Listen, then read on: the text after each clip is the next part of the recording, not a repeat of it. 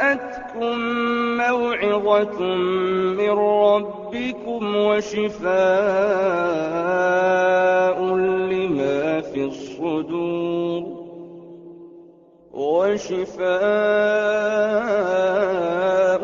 لما في الصدور وهدى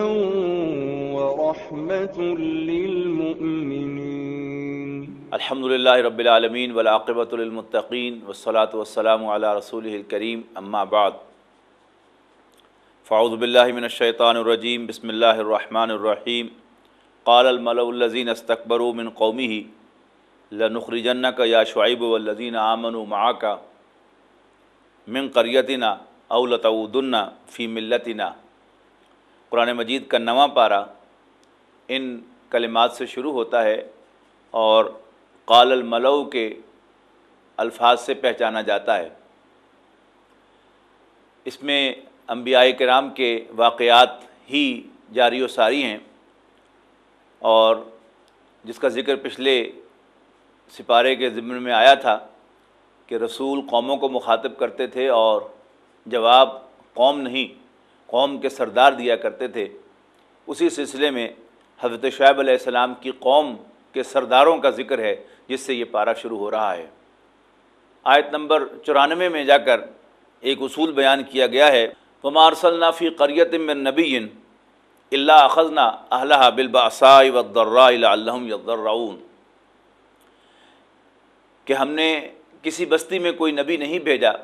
مگر اس کے رہنے والوں کو ہم نے تکالیف اور مصائب سے دوچار کیا، پھر ہم نے تکلیف کو آسودگی سے بدل دیا، یہاں تک کہ مال و اولاد میں زیادہ ہو کر وہ کہنے لگے کہ اسی طرح کا رنج اور راحت ہمارے بڑوں کو بھی پہنچتا رہا ہے، تو ہم نے ان کو ناگہاں پکڑ لیا اور وہ اپنے حال سے بے خبر تھے. اس کے بعد آیت نمبر 103 سے حضرت موسیٰ علیہ السلام کا ذکر شروع ہوتا ہے، اور ایک طویل ذکر ہے حضرت موسیٰ علیہ السلام کا. حضرت موسیٰ علیہ السلام کی کہانی یوں تو قرآن مجید کے کئی سپاروں میں آئی ہے، لیکن اس کا ایک بہت اہم حصہ سورۃ الاعراف میں بھی 9ویں پارے کے اندر واقع ہوا ہے. فرمایا ثم بعثنا من بعدهم موسیٰ بآیاتنا الی فرعون وملئہ فظلموا بہا. پھر ہم نے مبعوث فرمایا ان کے بعد، یعنی باقی پیغمبروں کے بعد جن کا ذکر پہلے ہو چکا ہے، موسیٰ کو ہم اپنی آیات کے ساتھ فرعون اور اس کے درباریوں کی طرف، لیکن انہوں نے حضرت موسیٰ اور اللہ تعالیٰ کی آیات کے ساتھ زیادتی کی. یہ بڑی اہم بات ہے کہ حضرت موسیٰ علیہ السلام نے ان کو چونکہ مبعوث ہی فرعون کی طرف کیا گیا تھا، اور ان کی بعثت کا مقصد ہی بنی اسرائیل کو فرعون کی غلامی سے نجات دلانا تھا، لہٰذا حضرت موسیٰ علیہ السلام نے پہلی ہی ملاقات میں اپنا تعارف کروانے کے فوراً بعد اس سے جو بات کہی ہے وہ یہ ہے کہ ارسل معی بنی اسرائیل کو میرے ساتھ بھیج دو. اور پھر فرعون نے پوچھا کہ کیا نشانی ہے تمہارے پاس؟ حضرت موسیٰ علیہ السلام نے اپنا عصا زمین پر ڈالا، یکا وہ ایک بہت بڑا سانپ بن گیا، پھر دوبارہ انہوں نے اس کو پکڑ لیا اور پھر وہ لاٹھی بن گیا. اس کے بعد حضرت موسیٰ علیہ السلام اپنا ہاتھ گریبان میں ڈالتے ہوئے بغل میں لے گئے اور پھر نکالا تو وہ بالکل سفید تھا، چمکتا ہوا، بغیر کسی بیماری کے. فرعون کے درباری کہنے لگے کہ یہ تو بہت بڑا جادوگر معلوم ہوتا ہے اور یہ چاہتا ہے کہ تمہیں تمہاری سرزمین سے نکال باہر کرے. لہٰذا فیصلہ کیا گیا کہ پورے ملک سے جو ماہر جادوگر ہیں انہیں اکٹھا کیا جائے اور حضرت موسیٰ علیہ السلام سے ان کا مقابلہ کروایا جائے. لہذا ملک بھر سے ماہر جادوگر اکٹھے کیے گئے اور ایک دن مقرر کیا گیا کہ جب ان کا حضرت موسیٰ علیہ السلام کے ساتھ مقابلہ ہوگا. حضرت موسیٰ علیہ السلام نے جادوگروں سے کہا کہ تم اپنا داؤ کھیلو. تو جتنی بھی لاٹھیاں اور رسیاں دربار کے اندر موجود تھیں اس سٹیج پر، وہ تمام سانپ بن گئیں اور انہوں نے حضرت موسیٰ علیہ السلام کی طرف چلنا شروع کر دیا. پھر اللہ تعالیٰ نے حکم دیا حضرت موسیٰ علیہ السلام کو کہ آپ بھی اپنا عصا ڈال دیں. حضرت موسیٰ علیہ السلام نے جو ہی اپنا عصا ڈالا وہ ایک بڑا سانپ بن گیا جو ان تمام رسیوں کو نگل گیا۔ اب ایک عام دیکھنے والے کے لیے تو یہی فیلنگ ہوئی کہ موسیٰ علیہ السلام کا جو ایکٹ ہے وہ زیادہ سٹرونگ ہے اور جادوگروں کا ایکٹ جو ہے یہ بہت ویک ہے۔ حقیقت یہ تھی جس کی تفسیر آپ کو دوسری صورتوں کے اندر ملے گی کہ جادو کی کوئی حقیقت نہیں ہوتی، جادو صرف ایک نظر آنے والی چیز ہوتی ہے بغیر حقیقت کے، جبکہ حضرت موسیٰ علیہ السلام کا عصا واقعتاً ایک اژدہا بن گیا تھا، لہذا جادوگر تو فوراً پہچان گئے کہ ہم نے تو صرف نظر کا دھوکہ پیدا کیا تھا اور یہ واقعتاً سانپ ہے، لہذا وہ تو سجدے میں گر گئے، باوجود اس کے کہ انہوں نے بادشاہ سلامت سے پہلے بڑے وعدے وعید لیے تھے کہ اگر ہم جیت جائیں گے تو ہمیں کیا خوب انعام و اکرام ملے گا، لیکن اس کے باوجود جب انہوں نے حقیقت کو دیکھا تو وہ حضرت موسیٰ علیہ السلام کے سامنے بچھ گئے اور کہنے لگے کہ ہم تو موسیٰ اور ہارون کے رب پر ایمان لاتے ہیں۔ بادشاہ نے ان پر بے انتہا تشدد کیا، ان کے ہاتھ اور پاؤں مخالف سمت سے کاٹے اور انہیں سولیاں دیں، لیکن انہوں نے کہا کہ ہم اپنے رب پر ایمان لے آئے ہیں اور ہمیں آخرت میں جو اس پر اجر ملنے والا ہے وہ دنیا کی جو بھی سب زیب و زینت ہے اس سے زیادہ عزیز ہے۔ اس کے بعد فرعون کے درباری کہنے لگے، یہ بڑا ٹپیکل ایک انداز ہے کہ فرعون، قرآن مجید نے پورٹرے کیا ہے کہ فرعون ایک بادشاہ تھا، پہلے اسے اپنی بادشاہت پر اپنی طاقت پر بڑا گھمنڈ تھا۔ انیشیلی اس صورت میں ذکر ہے اس پارے کے اندر کہ فرعون کے درباریوں نے فرعون کو متوجہ کیا کہ بادشاہ سلامت اتذر موسیٰ و قومہ لیفسدوا فی الارض ویذرک وآلہتک، بادشاہ سلامت کیا آپ موسیٰ اور اس کی قوم کو کھلی چھوٹ دیے رکھیں گے کہ وہ زمین میں فساد پھیلائیں اور آپ کو اور آپ کے خداؤں کو نظر انداز کر دیں؟ فرعون بڑا کانفیڈنٹ تھا، انہوں نے کہا مسئلہ ہی کوئی نہیں، ہم اس قوم کے جتنے بھی لڑکے ہیں، ان کے لڑکے جنگ کے قابل ہیں، ہم ان سب کو قتل کرا دیں گے اور ان کی عورتوں کو زندہ چھوڑیں گے۔ ایک تو وہ عورتیں ہمارے کام آئیں گی اور دوسرے وہ ڈی مورلائز ہوں گے، لہٰذا یہ بھی کر کے دیکھ لیا گیا۔ تو یہ دوسرا موقع تھا کہ حضرت موسیٰ علیہ السلام کی وجہ سے بنی اسرائیل پر تشدد ہوا فرعون کی طرف سے اور ان کے جتنے بھی لڑکے تھے وہ قتل کر دیے گئے۔ حضرت موسیٰ کی پیدائش کے وقت شیرخوار بچوں کو، بالکل نوزائیدہ کو قتل کیا گیا، اب اس سٹیج پر جو نوجوان تھے ان کو قتل کیا گیا۔ اس بات بیان فرمایا کہ ہم نے فرعون کی قوم کو متعدد آزمائشوں میں آزمایا اور جب بھی انہیں کوئی خیر ملتا تو وہ کہتے یہ تو ہمارا حق تھا، اور جب انہیں کوئی مصیبت آتی تو وہ کہتے کہ یہ موسیٰ کی نحوست ہے جو ہم پر آئی ہے، معاذ اللہ۔ اس کے بعد ذکر کیا گیا کہ انہوں نے صاف صاف کہہ دیا موسیٰ علیہ السلام سے کہ تم کوئی بھی نشانی ہمیں دکھا دو، ہم تجھ پر ایمان لانے والے نہیں ہیں۔ پھر ان پر پے بپے اللہ کی نشانیاں آئیں، طوفان آئے، پھر ان پر جوؤں کا عذاب آیا، ٹڈیوں کا عذاب آیا، مینڈکوں کا عذاب آیا، خون کا عذاب آیا۔ یعنی ہوتا کیا تھا، خون کا عذاب ہے تو وہ جدھر جاتے تھے سامنے خون ہی خون ہوتا تھا۔ ٹڈیوں کا عذاب ہے تو جہاں جو دروازہ کھولتے تھے سامنے ٹڈیاں ہوتی تھیں، وہ کوئی کپڑا اٹھاتے تھے اس میں ٹڈیاں ہوتی تھیں، وہ کوئی برتن کھولتے تھے تو اس میں ٹڈیاں ہوتی تھیں۔ پھر مینڈکوں کا عذاب آیا، اسی طرح ہر طرف مینڈک ہی مینڈک تھے، یعنی طرح طرح کے عذاب آئے۔ پھر کیا ہوتا، ہر مرتبہ جب ان پر کوئی مصیبت آتی تو موسیٰ علیہ السلام کے پاس آتے، موسیٰ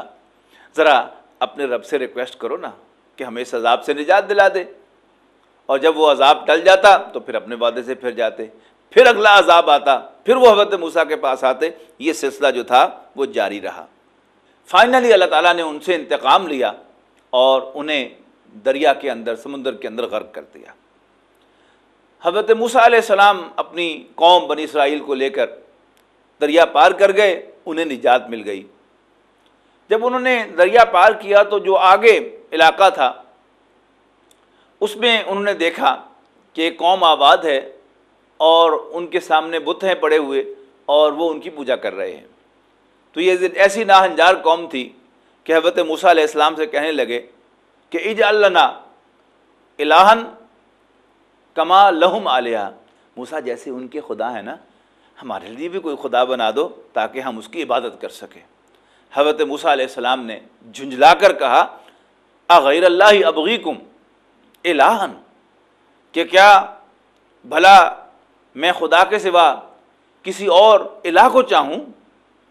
وَهُوَ فَضَّلَكُمْ عَلَى الْعَالَمِينَ، حالانکہ اس نے تمہیں تمام جہانوں پر فضیلت عطا فرمائی ہے۔ حضرت موسیٰ علیہ السلام اپنے سرکردہ ساتھیوں کے ساتھ کوہ طور پر گئے اللہ تعالیٰ کے بلاوے پر، تاکہ ان کو تورات عطا کی جا سکے۔ حضرت موسیٰ علیہ السلام نے اللہ تعالیٰ کے حضور حاضری میں جلدی فرمائی اور باقی ساتھیوں کو یہ کہہ کر کہ تم بھی میرے پیچھے پیچھے آ جاؤ۔ آپ پہلے کوہ طور پر پہنچ گئے۔ وہاں جا کر حضرت موسیٰ علیہ السلام نے اللہ تعالیٰ سے دیدار کا تقاضا کیا کہ ربی ارینی انظر الیک، کہ ربا مجھے ذرا اپنا دیدار کرا دے، اس لیے کہ میں تجھے دیکھنا چاہتا ہوں۔ اللہ تعالیٰ نے فرمایا کہ موسیٰ لن ترانی، تم مجھے کبھی نہیں دیکھ سکو گے، ہاں میں اس پہاڑ پر اپنی تجلی ڈالتا ہوں، اگر وہ پہاڑ میری تجلی سہ گیا تو پھر تم سمجھ جانا کہ تم بھی میرے دیدار کا تحمل کر سکو گے۔ لیکن جب اس پہاڑ پر اللہ تعالیٰ نے تجلی ڈالی تو پہاڑ ریزہ ریزہ ہو گیا اور حضرت موسیٰ علیہ السلام شوق کے ساتھ گر گئے بے ہوش ہو کر۔ حضرت موسیٰ علیہ السلام جب کوہ طور پر چلے گئے، پیچھے سے حضرت ہارون علیہ السلام کو انہوں نے اپنے خلیفہ مقرر فرمایا، اور حضرت ہارون علیہ السلام کے کہنے کے باوجود، ان کے بار بار کے سمجھانے کے باوجود، ان کی قوم بت پرستی میں مبتلا ہو گئی، اور سامری نامی ایک شخص نے زیورات کو پگھلا کر گائے کی شکل کا ایک مجسمہ بنایا، اور اس میں ایک خاص طرح سے سوراخ رکھے کہ جب ہوا گزرتی تھی اس میں ہو کی آواز آتی تھی۔ اس نے کہا دیکھو موسیٰ علیہ السلام غلطی سے آسمان پر کوہ طور پر چلے گئے ہیں، اصل میں تمہارا خدا تو یہ ہے۔ بنی اسرائیل بچھڑے کی پوجا میں مبتلا ہو گئی۔ حضرت موسیٰ علیہ السلام واپس تشریف لائے تو انہوں نے حضرت ہارون کو بھی ڈانٹا کہ تم نے کیوں انہیں بچھڑے کی پوجا کرنے دی، میرے پیچھے چلے آتے۔ تو حضرت ہارون علیہ السلام نے عرض کی بھائی دیکھو مجھے خواہ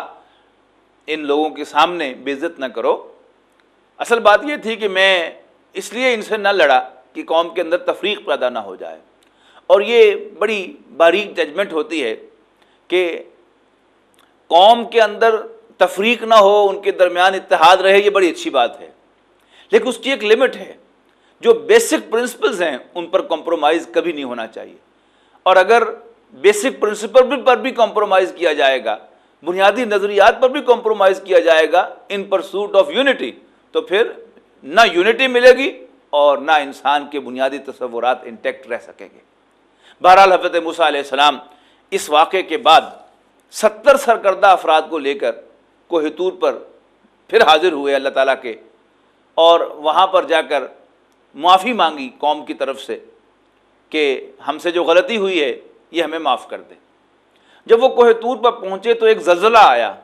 اور اس زلزلے کی وجہ سے وہ سب لوگ بے ہوش ہو گئے۔ پھر اللہ تعالیٰ نے ان کو دوبارہ اٹھایا اور انہوں نے اللہ تعالیٰ کے حضور معافی مانگی۔ وَاكْتُبْ لَنَا فِي هَٰذِهِ الدُّنْيَا حَسَنَةً، اے اللہ ہمارے لیے اس دنیا کی زندگی میں بھلائی لکھ دے، وَفِي الْآخِرَةِ اور آخرت میں بھی،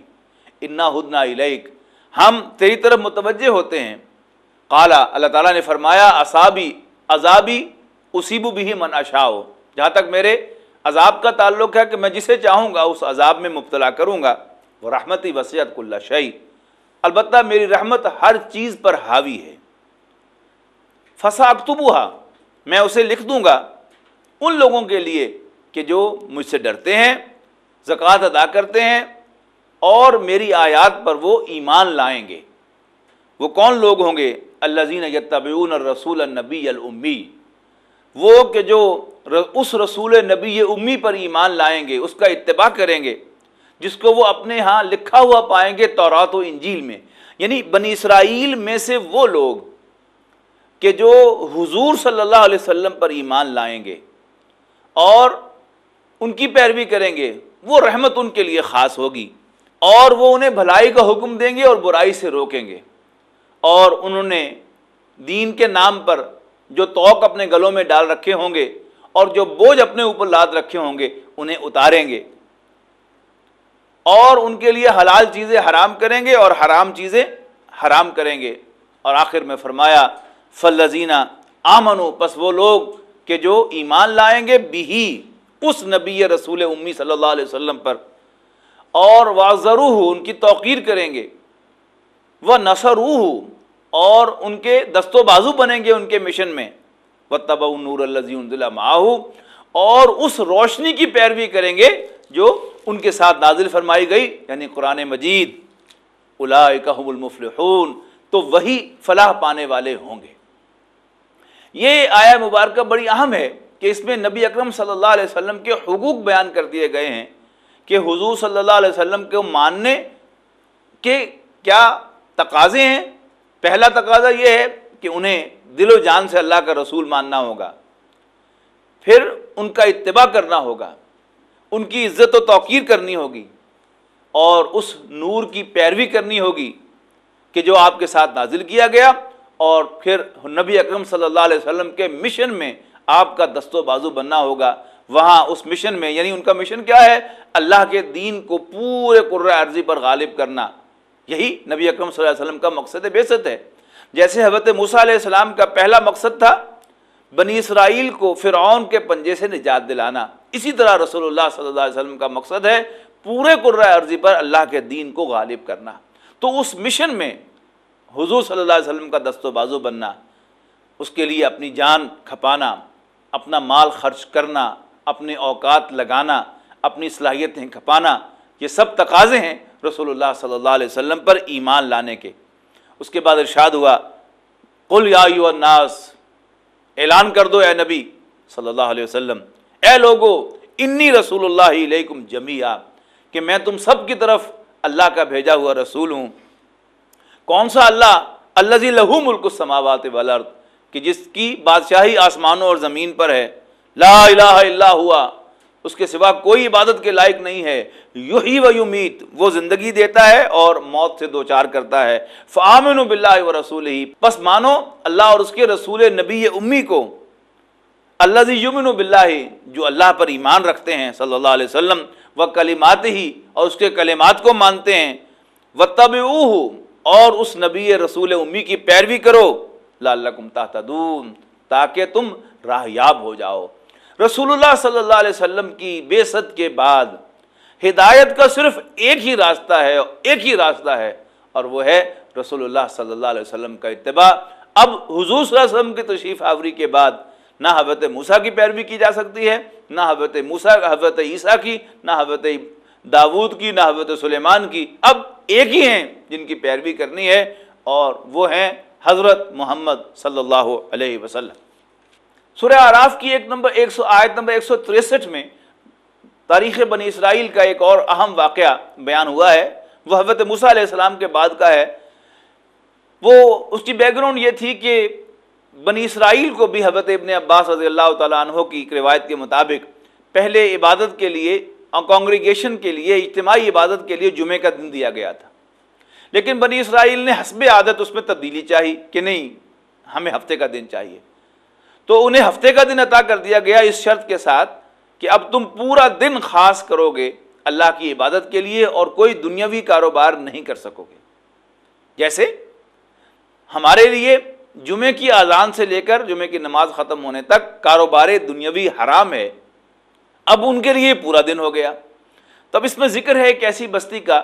کہ جو سمندر کے کنارے پر آباد تھی، اور ان کا پیشہ ماہی گیری تھا، مچھلیاں پکڑنا تھا۔ اب ہفتے کے دن وہ مچھلیاں نہیں پکڑتے تھے، تو اللہ تعالیٰ نے انہیں آزمایا، اور ویسے بھی اللہ تعالیٰ نے جانوروں کو بھی کچھ نہ کچھ سینس دی ہے، لہذا ہفتے کے دن وہ بالکل ساحل کے قریب آ کر اٹکیلیاں لیتی،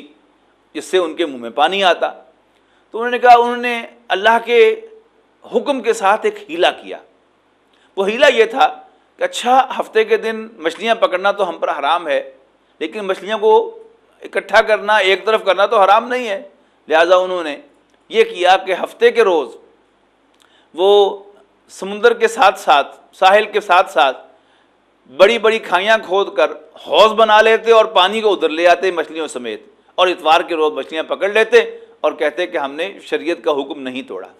کچھ لوگ انہیں منع کرتے تھے کہ تم یہ حرکت نہ کرو، شریعت کا مذاق نہ اڑاؤ، اور کچھ ان کو منع کرتے تھے کہ کیوں منع کرتے ہو خام خواہ ان کو، جنہوں نے بات تو ماننی نہیں ہے۔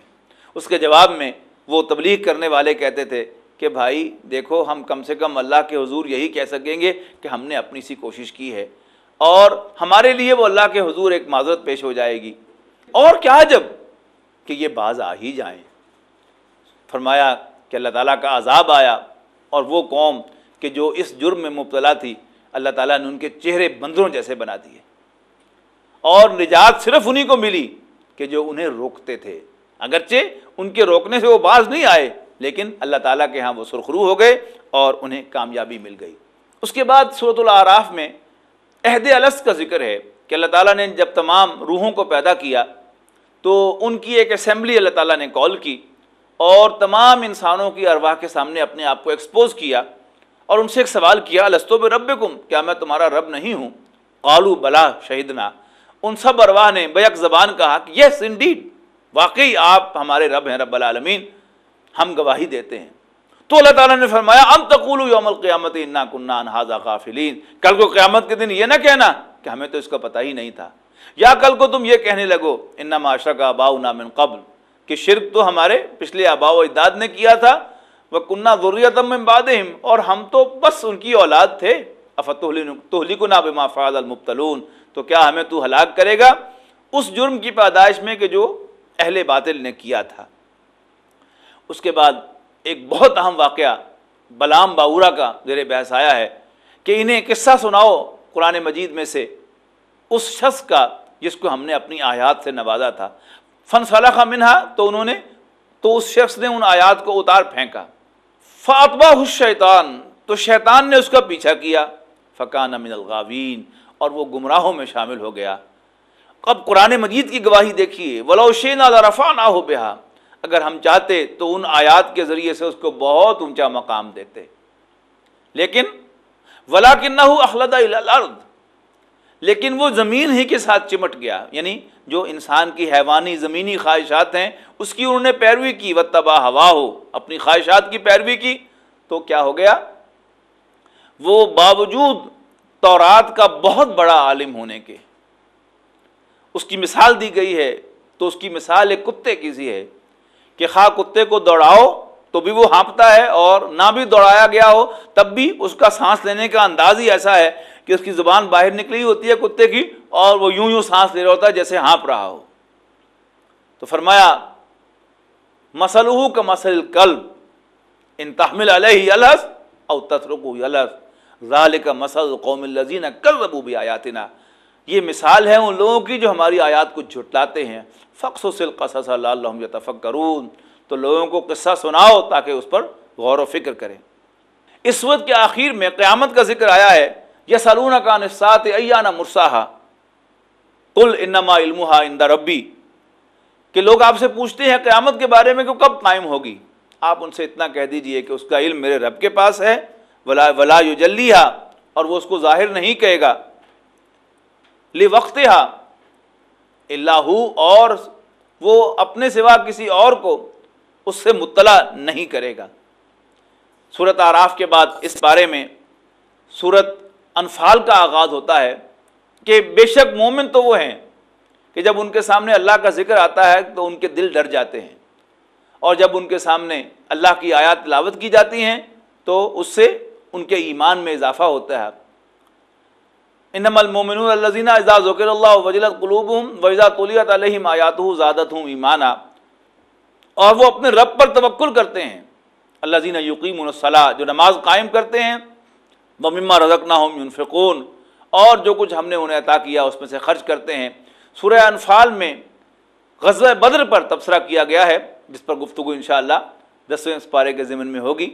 بارک اللہ لی ولکم فی القرآن العظیم ونفعنی وإیاکم بالآیات والذکر الحکیم۔ يا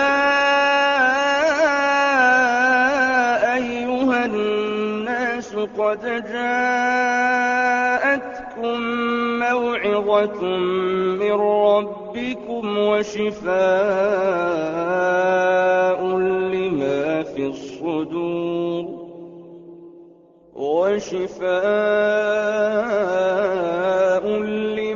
في الصدور وهدى